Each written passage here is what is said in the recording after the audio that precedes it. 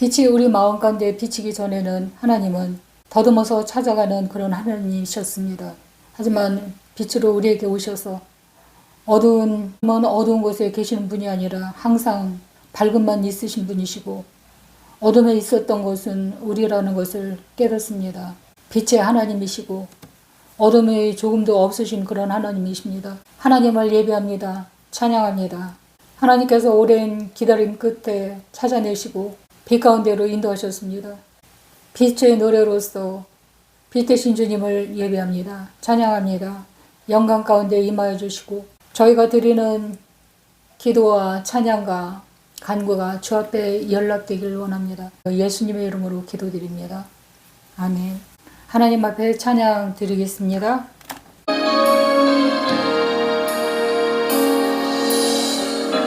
어둠을 찢으신 한 줄기 빛이 우리에게 임했네. 그 아름다움이 영원한 나라에 우릴 초대하네. 그 아름다움에 우리 살아가네. 이미 완성하고 이루실 당신의 영광, 하나님 나라 우리 모두 함께 이뤄낼 주의 나라.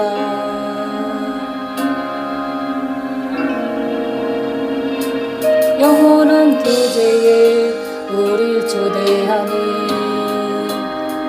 당신이 밝히신 그 나라 안에서 영원한 교제에 우릴 초대하네. 당신이 밝히신 그 나라 안에서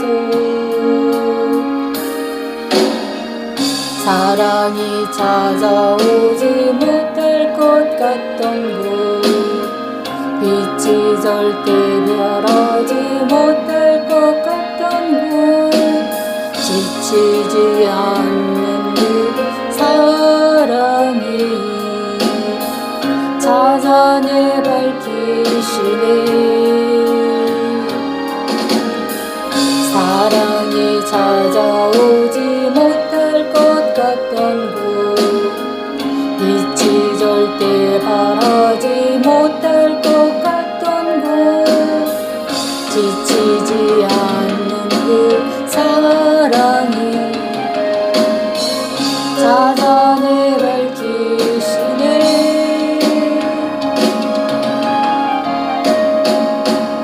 영원한 교제에 우릴 초대하네.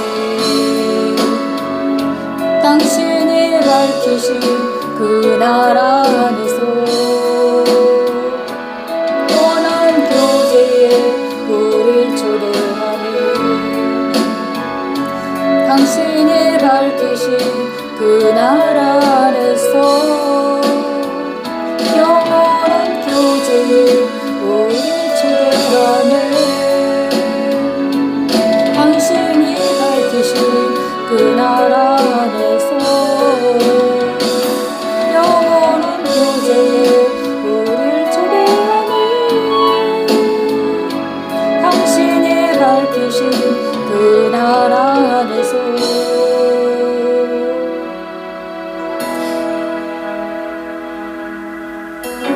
사랑이 찾아오지 못할 것 같던 곳, 빛이 절대 바라지 못할 것 같던 곳, 지치지 않는 그 사랑이 찾아내 밝히시네.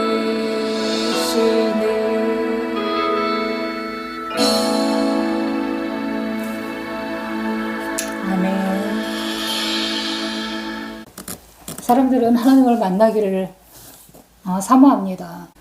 만나고 싶다고 해서 만나주시는 그런 하나님은 아니시거든요. 그것보다는 하나님은 언제나 같은 자리에 계시는데 땅인 우리가 어두워서 못 보는 겁니다. 오늘 찬양이 정말 은혜로운 그런 찬양인데 하나님이 숨어 계시는 그런 하나님이 아니라 우리가 꽁꽁 땅속에 숨어 있는 그런 자들이죠. 그런데 하나님께서는 지치지 않는 그런 사랑의 마음을 갖고 계셔서 기어코 찾아내고야 마시지요.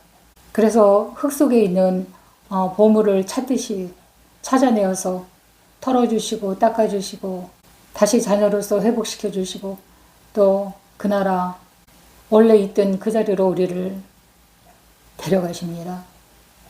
초대하십니다.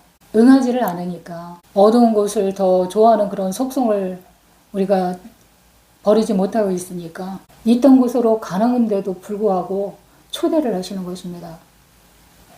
강제로 데려가지 않으시고 같이 가자, 같이 갈래, 이렇게 초대를 하는 것입니다. 오늘 하나님의 말씀 한번 보겠습니다.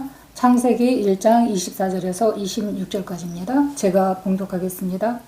하나님이 이르시되 땅은 생물을 그 종류대로 내되 가축과 기는 것과 땅의 짐승을 종류대로 내라 하시니 그대로 되니라. 하나님의 땅의 짐승을 그 종류대로 가축을 그 종류대로 땅에 기는 모든 것을 그 종류대로 만드시니 하나님이 보시기에 좋았더라. 하나님이 이르시되 우리의 형상을 따라 우리의 모양대로 우리가 사람을 만들고 그들로 바다의 물고기와 하늘의 새와 가축과 온 땅과 땅에 기는 모든 것을 다스리게 하자 하시고. 아멘.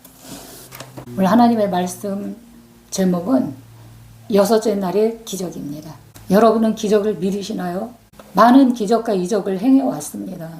그리고 지금도 현재 진행형으로 기적은 일어나고 있습니다. 바로 이 얼굴이 기적입니다. 여러분의 얼굴이 기적입니다. 이 얼굴이 단순한 그런 얼굴이 아니라 하나님의 형상을 담은 존재라는 것입니다. 얼마나 멋집니까? 하나님의 형상과 모양이라 하셨으니까. 그러니까 저와 여러분은 하나님의 형상을 가진 하나님의 사람들입니다. 하나님께서 세상을 향해 명령하신 첫 번째가 다스리라. 우리가 하나님을 믿지만 하나님도 우리를 믿으신다고 말씀을 드렸습니다. 어느 만큼 믿으실까요? 하나님은 당신의 창조물을 다스리라 할 정도로 믿어주십니다. 그렇게 이 일을 맡기실 만큼 믿어주시는데 의문이 있습니다. 그런 인간을 최고로 먼저 만드시지 않고 왜 가축과 기는 것과 짐승을 먼저 만드신 다음에 인간을 만드셨을까? 궁금하지 않으신가요? 히브리 유대 랍비들의 전통적인 해석은 이렇답니다. 겸손과 위엄과 존중을 공존을 가르치기 위한 가르침이라는 것입니다. 그리고 그들은 인간은 천사와 짐승과 같은 기원을 가졌음을 잊지 말라라는 것입니다. 그러니까 이 메시지는 뭘 말하느냐 하면 인간은 땅이 재료라는 거, 그것을 잊지 말라. 그것이겠죠. 짐승과 마찬가지라는 거, 그것을 상기시키기 위해서 하나님께서는 인간을 맨 나중에 창조하셨다. 그렇게 사고를 한다고 합니다.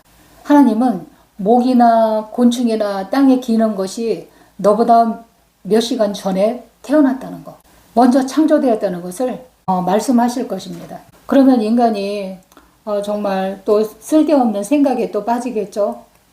나의 존재는 땅이구나. 정말 가치 없고 너무나 보잘것이 없어. 살 가치도 없고 의미도 없어. 이렇게 자기 존재감이나 자존감을 잃어버리고 존재감이 또 바닥을 칩니다. 그러면 하나님께서는 또 상기시키십니다.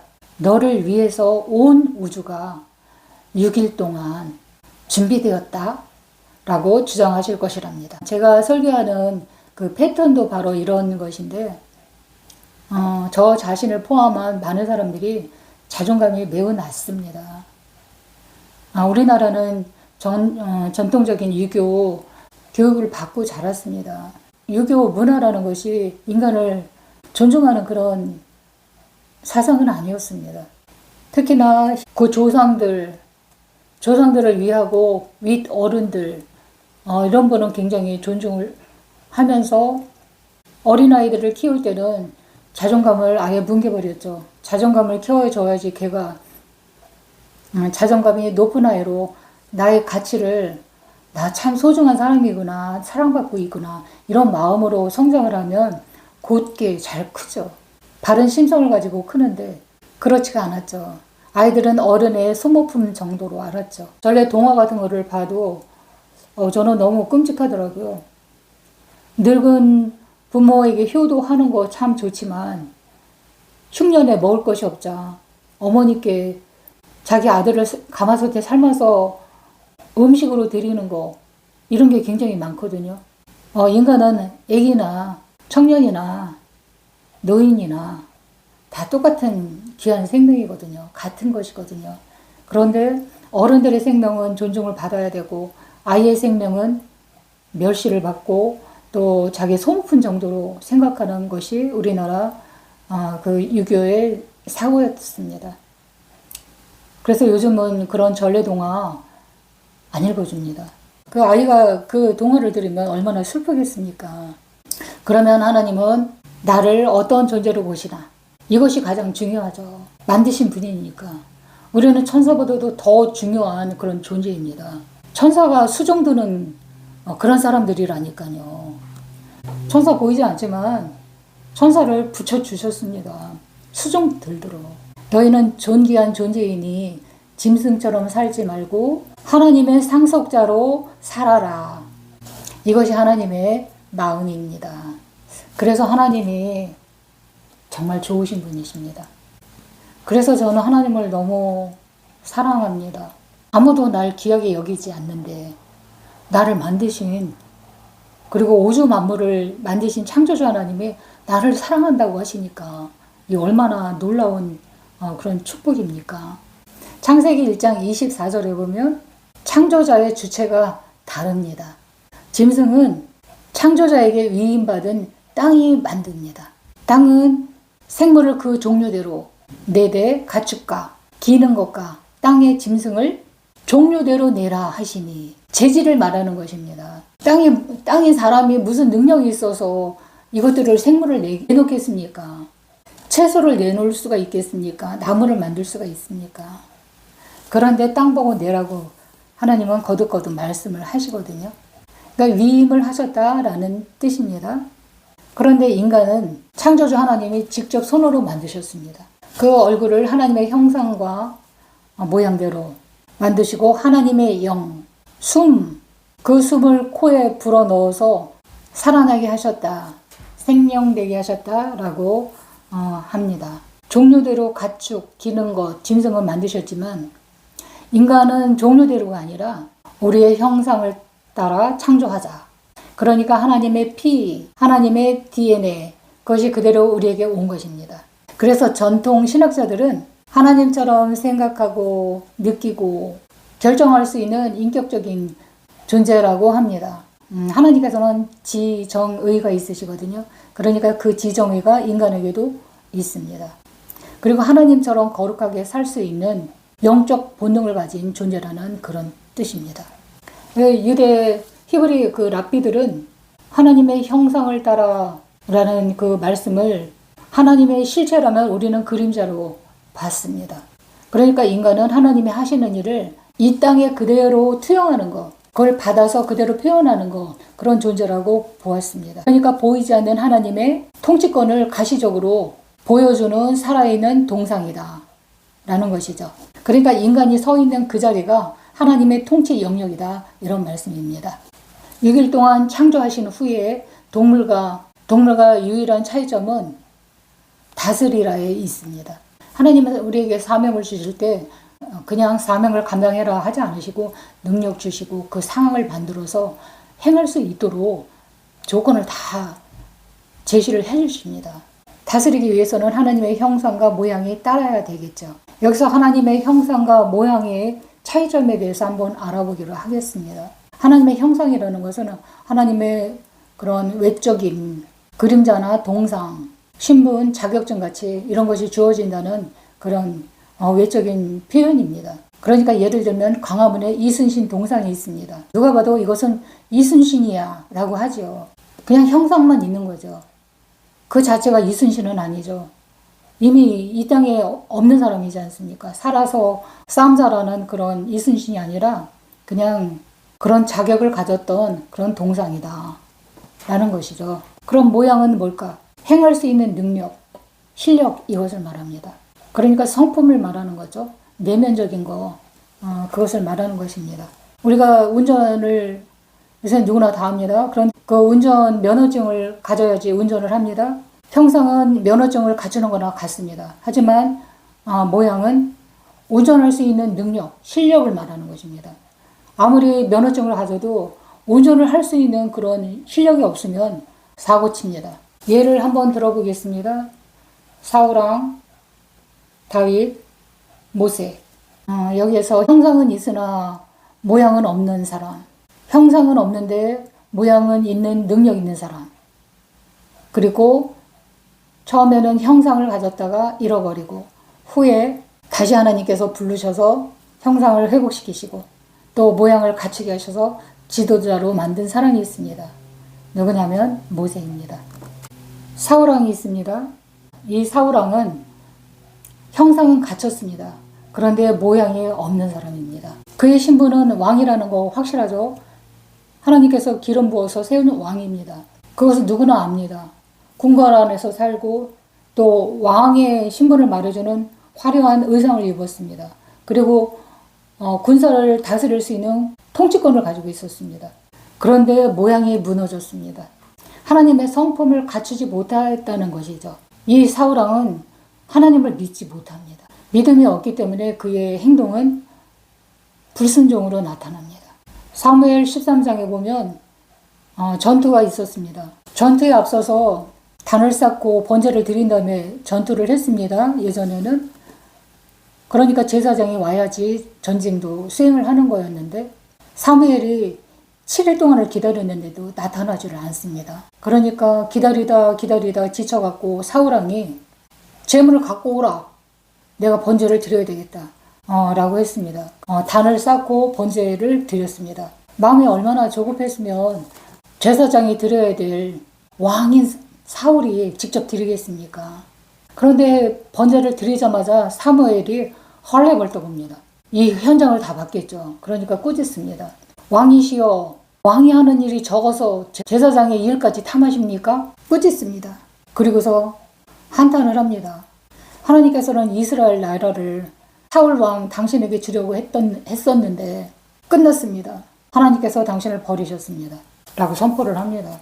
그래서 그는 악신이 들어버립니다. 하나님께서 지켜주지 않으면 다 악한 마귀 세상이기 때문에 그 영혼은 끝나는 것입니다. 그러니까 하나님께서는 왕권을 주셔서 다스리라 했는데 오히려 다스림을 당하는 그런 신세로 전락을 하고 만 것입니다. 그리고 사울왕은 끝없이 백성의 환심을 사려고 애를 썼습니다. 그가 망한 원인과 이유는 비교의식, 시기심, 질투, 자기의 감정을 다스리지 못함으로 인해서 평생을 다윗을 죽이려고 쫓아가는 일에 인생을 허비를 했습니다. 그러니까 헛산 거죠. 반면에 그와 비교가 되는 다윗. 두 사람은 반대입니다. 다윗 왕은 왕이 되기 전에는 형상을 못 갖췄습니다. 신분과 자격이 없었어요. 사람 보기에. 그러나 모양은 있었습니다. 실력을 갖췄고 용맹스러웠고 능력이 있었습니다. 그는 양치는 목동이었어요. 목동이라는 직업은 그렇게 귀한 직업군에 속하지는 않았던 것 같아요. 가정에서도 주목받지 못하는 끄뚱이 8번째 아들이었습니다. 가정마다의 맞이가 최고죠. 영적인 복과 물질적인 복이 더블로 주어지는 게 맞이입니다. 그리고 첫 번째 자식이니까 기대가 굉장히 많죠. 소망을 많이 듭니다. 부모님들은. 하나님께서 사무엘을 시켜서 가라고 명령하신 일이 있습니다. 기름 부음 받을 자가 있다. 내가 가서 그에게 기름을 부어라. 라고 명령을 하셨습니다. 그래서 성령이 이끄는 대로 간 집이 바로 다윗의 집이었습니다. 그래서 다윗 집에 가서 이 중에 기름 부음 받을 자가 있다. 아들을 데려오라. 그래서 마지를 데려왔습니다. 그의 외모는 굉장히 출중했고 누가 봐도 마지로서 늠름하고 그랬겠죠. 그런데 하나님께서는 아니다. 그러면 둘째가 있습니다. 이도 인물이 괜찮았습니다. 그런데 하나님께서는 아니다. 그럼 셋째. 아니, 넷째, 다섯째, 여섯째, 일곱째. 다 아니라고 하나님께서는 말씀하셨습니다. 그러니까 또 없소? 예, 있기는 있습니다만 저기 멀리 가 있는 막내, 꽃둥이, 별 볼 일 없어요. 저 멀리 양치기 보냈는데요. 그를 데려오라. 그라.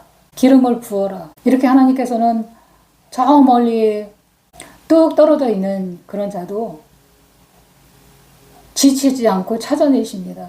오늘 불렀던 찬양처럼 하나님의 그 사랑이 지치지 않습니다. 그래서 눈에 안 보여도 하나님은 땅속에 숨어도 다 찾아내십니다. 그리고 기름을 부으셨습니다. 하나님은 외모나 그 겉모양, 형상을 보는 것이 아니라 마음가짐을 보시는 것입니다. 그의 마음가짐, 성품은 보호를 할 줄 알고 책임감이 있었고 용맹했습니다. 양치기를 하다 보면 사나운 짐승, 곰이나 사자나 여우가 나타나서 양들을 물어가는 일이 많았습니다. 그때 이 다윗은 그 맡겨진 양떼를 보호해야 될 그 책임을 완벽하게 해냈습니다. 소년이었는데도 불구하고 그에겐 칼도 없고 단창도 없고 창도 없고 무기가 없었습니다. 하지만 물맷돌이 있었습니다. 그러니까 새총 같은 그런 장비라고 할 수가 있죠. 그러니까 그 새총 같은 물맷돌에다가 자갈돌을 올려놓고 그것으로다 사자를 겨냥해서 죽였습니다. 그 정도로 겁이 없었고 자기 일에 대해서 맡겨진 그 양떼들을 하나도 잃어버리지 않으려고 그렇게 실력을 가지고 있던 그런 다윗이었습니다. 그래서 다윗에게는 하나님께서는 합한 자, 나를 닮았구나. 얼굴이 아니라 그 마음이 나의 성품을 닮았다 라고 찾아낸 것입니다. 결과는 형상을 못 갖췄기에 사울 왕에게 머리를 숙여야 했습니다. 그리고 고난을 당했습니다. 광야 생활을 했습니다. 그리고 어떤 때는 사울 왕이 죽이려고 쫓아다니니까 아글람 굴 속에 숨어서 지내기도 했습니다. 그렇지만 모양이 있었기 때문에 하나님의 성품과 실력과 능력을 가지고 있었기 때문에 사람들을 감싸 안을 줄 알았습니다. 그 아글람 굴에는 상처받은 자 그리고 인정받지 못한 자들이 몰려왔습니다. 그때 그들을 품어내고 그들을 벌써 다스렸습니다. 그러니까 도망 다닐 때 벌써 실제적인 통치권을 다윗은 행하고 있었던 것입니다. 형상과 모양은 둘 다 갖춰야 됩니다. 그렇지 않으면 고난을 당합니다. 깔본다고 하죠. 하지만 능력을 가지고 있으면 나중에는 인정을 받게 됩니다. 또 한 사람 모세가 있습니다. 이 모세는 뒤바뀐 사람입니다. 형상과 모양이 뒤바뀐 그런 경우입니다. 모세는 겉모양은 왕자의 신분이었습니다. 그러니까 그 형상이 그 신분이 내가 왕이 죽으면 왕이 될 수 있는 그런 반열에 있던 그런 신분이 있는 사람이었습니다. 하지만 모양이 못 갖췄습니다. 혈기가 많았어요. 그러니까 자기 감정을 통제하지 못하고 애굽인을 살인을 저지른 거죠. 그리고서 미디안 광야로 도망을 칩니다. 그게 40세 때였습니다. 성품이 준비되지 않으니까 무너져 내리는 것입니다. 형상도. 80세가 되어서야 왕자의 신분을 잃고 양치는 목자가 됩니다. 자기 왕자의 그 신분은 잃었지만 하나님은 그를 80세에 광야에서 온유한 자라고 말씀하십니다. 하나님의 모습을 닮았다. 하나님의 모습을 가장 닮은 자로 다시 빚으십니다. 그러니까 실력이 있는 자로 그 모양을 극대화시키는 시기가 광야 시대였습니다. 80세나 된 모세에게 하나님께서는 나타나서 지팡이 하나를 딱 주셨습니다. 그 지팡이는 건의의 상징이라고 할 수 있습니다.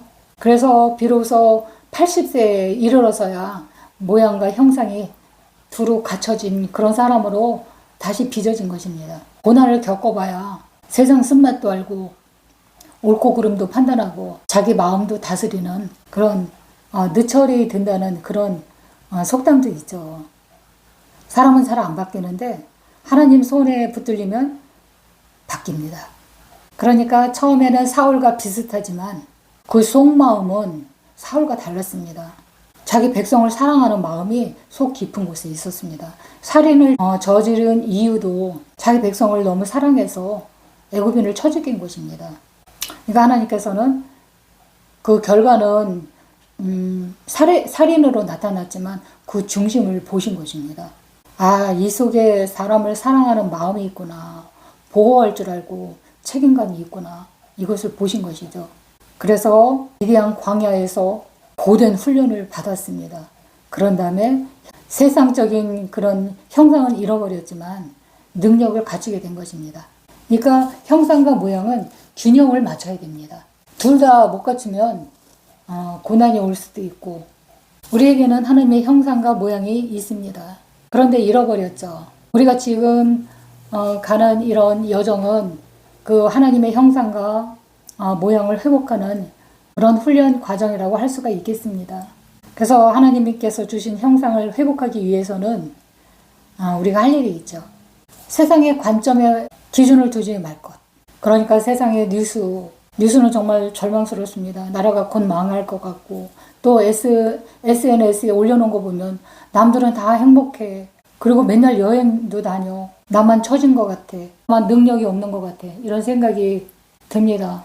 그러니까 타인의 평가에 내 형상을 규정짓지 못하게 하라. 내 자신부터 다스려야 됩니다. 그래야지 다른 사람도 다스릴 수가 있는 것입니다. 그래서 다스린다는 그런 의미는 사람을 지배하고 휘둘르고 이런 다스림이 아닙니다. 온유함으로 그 마음을 차지하라, 그런 의미입니다. 우리 아들이 어렸을 때 얼굴이 벌게 갖고 집에 들어온 적이 있습니다. 막 속상해 갖고 씩씩대고 들어오더라고요. 그러더니 얘기를 하는 거예요. 엄마, 어떤 형이 나보고 미친놈이래. 그러면서 막 씩씩대더라고요. 그래서 제가 그랬죠. 그럼 너 미쳤니? 아니. 그러면 너 미친놈 아니잖아. 걔 말에 네가 왜 화를 내니? 걔가 맞는 말 한 것도 아닌데. 그랬더니 얘가 그러더라고요. 맑게 금방 알아듣고, 맞아, 그 형이 눈이 잘못된 거야. 그 형이 눈이 미친 거야. 라고 하더라고요. 그러니까 남의 말에 휘둘릴 필요가 없다는 거죠. 하나님 보시기에 괜찮으면 나 괜찮은 사람이에요. 그 체면 문화라는 게 있죠. 다른 사람이 나를 어떻게 볼까? 어떻게 생각할까? 그리고 행동을 함부로 못하는 것이 많죠. 그러니까 그 사람의 기준에 내 중심을 맞출 필요가 없다라는 거죠. 나는 세상이 말하는 성과로 증명되는 그런 존재가 아닌 하나님께서 설계하신 형상으로 이미 승인된 존재다. 우리의 신분을 확정하고 살라. 이 말씀입니다. 우리가 하나님의 형상과 이렇게 연결이 될 때 그 빛을 발하게 됩니다. 세상과 똑같이 살면서 하나님의 형상만, 권세만 누릴 수는 없습니다. 거룩함을 지켜야지. 우리가 살고 있는 이 문화가 얼마나 음란합니까? 그리고 술 마시는 거 이런 거 권장하고 그것이 인생을 즐기는 것처럼 술 권하는 그런 문화를 조장하는 것이 많습니다. 그리고 또 요새는 그 프로그램 중에 무당이 나와서 막 점치고 누가 더 신령한가 이런 게임도 하는 그런 프로그램이 여기저기서 막 나오더라고요. 그리고 연예인들이 무당이 많이 됩니다. 그래서 그 무당이 된 연예인이 신내리는 그런 과정을 굉장히 그럴싸하게 만들어서 혹하게 눈이 쏠리게 이렇게 만듭니다. 그런 것을 보면서 빠져들 것 같아. 와, 감탄을 하기도 합니다. 그러신가요? 그러면 넋이 빠져나갑니다. 내 넋이 빠져나가면 무엇이 나를 채울까요? 그 악한 것이 들어와서 내 영을 점령합니다. 지배해버립니다. 서서히 문화라는 포장을 가지고 점점 잠식해 들어오는 것입니다. 그리고 다 장악이 되면 어떻게 되겠습니까? 간신히 구원받은 되찾은 하나님의 나라를 다시 점령당하게 되는 것입니다. 하나님을 닮아가려는 그 훈련이 없으면 하나님의 형상이 다시 희미해집니다. 그 모습을 다시 잃어가기 시작을 합니다. 이런 사단의 솔깃하는 문화, 그리고 술 권하는 사회, 여기에서 우리가 나를 지키려면 딱 한 가지 방법밖에 없습니다. 이럴 때 예수님이라면 어떻게 하실까? 소설책도 있었어요. 예수님이라면 이럴 때 어떻게 할까? 어떤 시골교회 신부님이 그 일상에서의 그 일어나는 유혹에 대해서 유흥에 빠지지 않고 또 올바르게 살기 위해서 펼쳐나가는 그런 내용의 글인데 저는 그 소설책이 참 기억에 많이 남더라고요. 예수님이라면 어떻게 하셨을까? 나 자신에게 질문을 던지는 것입니다. 그리고 그대로 감동이 오는 대로 행동하라. 이런 훈련이 필요합니다. 우리의 성품의 변화는 곧 권세의 회복입니다. 하나님의 모습을 닮아갈수록 나를 둘러싼 환경보다, 내게 있는 문제보다 하나님의 통치하심이 더 크다, 더 강하다 라는 것을 알게 됩니다. 하나님의 통치하심의 그 방법은 우주 만물을 창조하신 하나님이시잖아요. 그런데 일방적으로 강압적으로 하지 않으셨어요. 디모데후서 2장 25절에 보면 거역하는 자를 온유함으로 징계할지니 혹 하나님이 저에게 회개할 기회를 주사 진리를 알게 하실까 하며 라는 말씀이 나옵니다. 지배하고 휘두르는 것보다 온유하게 하는 것이 더 힘도 안 들고 강력합니다. 약해 보이는 것 같지만 오히려 다스리게 됩니다. 저는 어린 아이들이 노는 것을 유심히 봅니다. 그 노는 모습 속에서 나의 모습이 발견되고 또 관계성이라는 게 어른은 좀 성숙한 그런 관계를 이끌어 갈 수도 있지만 어린 아이들 간에 소통하는 거랑 어른들 간의 소통이랑 거의 비슷한 것 같아요. 가끔 공격성이 강한 그런 아이들이 있습니다. 그리고 또 잘 삐져요, 애들은. 교사가 개입을 해서 옳고 그름을 따져주고 판단자가 되려 합니다. 그러면 이 상황이 더 안 좋게 흘러갑니다. 이건 이렇고 저건 저렇고 이렇게 지적질하고 따져주면 아이들 더 엇나갑니다. 그리고 또 왜곡해버립니다. 바울이 디모데에게 온유함으로 징계하라 라는 그런 방법으로 아이에게 접근을 하면 아이들 마음이 녹아져 내립니다.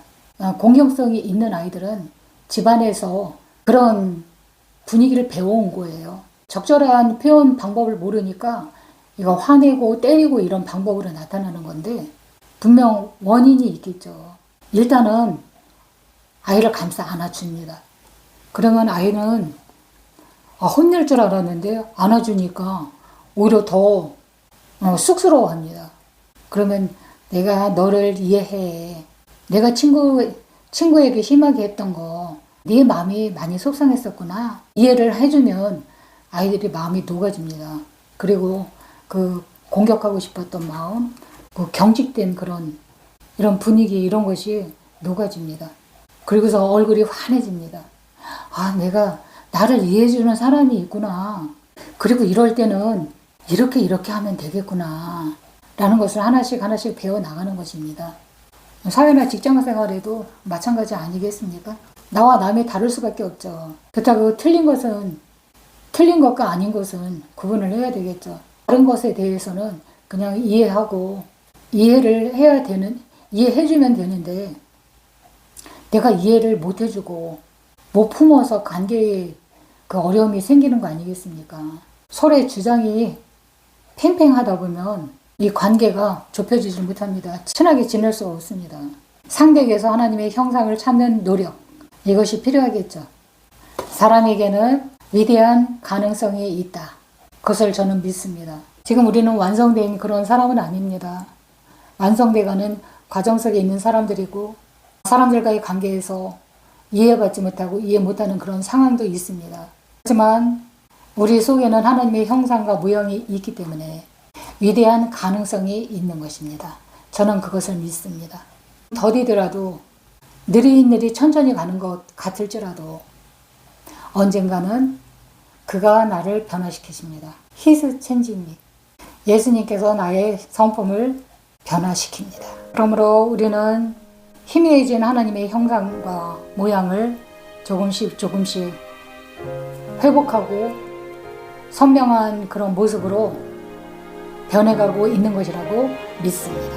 기도하겠습니다. 하나님 아버지, 우리는 정말 쓸데없고 어두운 그런 땅과 같은 존재인데 불구하고 우리에게 소망을 두시고 또 믿어주시고 또 지치지 않는 사랑으로 우리를 기다려주시는 사랑이 너무나 넘치는 하나님, 주님의 사랑을 좀 더 깨닫게 원하고 하나님께 더 가까이 가기를 원합니다. 그리고 희미해진 하나님의 형상과 모양을 다시 찾고 회복하는 그런 은혜가 우리에게 임하게 하여 주시옵소서. 우리는 땅과 같은 그런 어두운 존재인데 하나님께서는 빛이라, 너는 빛이라, 빛을 발하라 라고 말씀하십니다. 그렇습니다. 주님, 저는 빛입니다. 발아야 될 그런 자입니다 라고 말하지 못하는 우리의 안타까운 그런 마음도 있습니다. 하지만 우리는 변하고 있습니다. 점점 더 하나님과 연합하고 또 하나님의 빛 가운데로 들어가면 우리도 온전한 빛이 될 것을 믿습니다. 빛 대신 주님께서 또 빛나는 주의를 우리에게 주시고 하나님을 예배할 수 있는 그런 은혜를 허락하시면 더 감사를 드립니다. 한정은의 삶도 우리 앞에 어떤 일이 놓여 있을지 모르지만 그런 삶으로 가지만 빛 대신 하나님의 그 사랑의 비추심으로 인하여서 우리 안에 있는 많은 문제들의 그 어둠이 떠나갈 줄 믿습니다. 나를 빛의 자녀로 삼아주신 주님께 감사와 찬양과 영광을 올립니다. 예수님의 이름으로 기도드립니다.